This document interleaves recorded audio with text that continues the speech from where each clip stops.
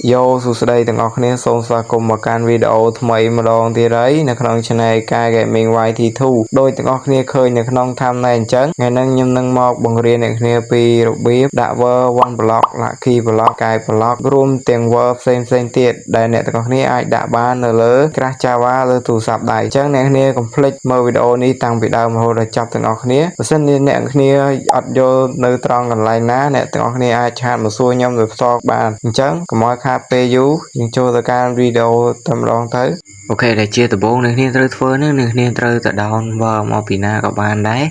ហើយអ្នកគ្នាចុចចូលមកកាន់ Mojo ឬក៏ MJ Launcher ឬក៏ Minecraft Java លើទូរស័ព្ទដៃរបស់យើងមក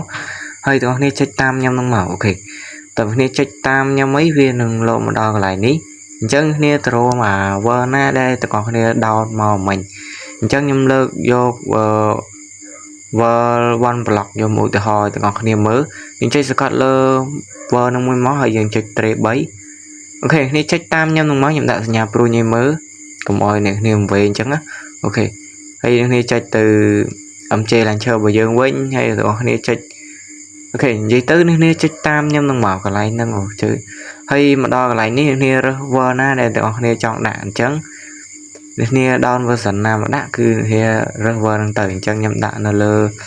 1.20.1 អញ្ចឹងទៅអូខេហើយអ្នកគ្នាចុចអាកន្លែង Survey ស្អីនេះអញ្ចឹងខ្ញុំដាក់សញ្ញាព្រួយទាំងអស់គ្នាមើលបន្ទាប់មកគ្នាចុចផាសកន្លែងហ្នឹងមកគឺរួចជាការស្រេចអីទាំងអស់គ្នាចុចចេញមកវិញមកអូខេគឺចុចចេញវិញមកគ្នាចូលលេងហ្គេមទៅគឺវាបានហើយអូខេហ្នឹងហើយទាំងអស់គ្នាអញ្ចឹងវីដេអូខ្ញុំក៏បានមកដល់ទីបញ្ចប់ដែរអរគុណទាំងអស់គ្នាខ្លាំងមែនទែនដែលមើលវីដេអូនេះតាំងពីដើមរហូតដល់ចប់ហើយអ្នកដែលមើលដល់ចប់ហើយកុំភ្លេចចុច like Subscribe ម្នាក់មួយផងបាយបាយ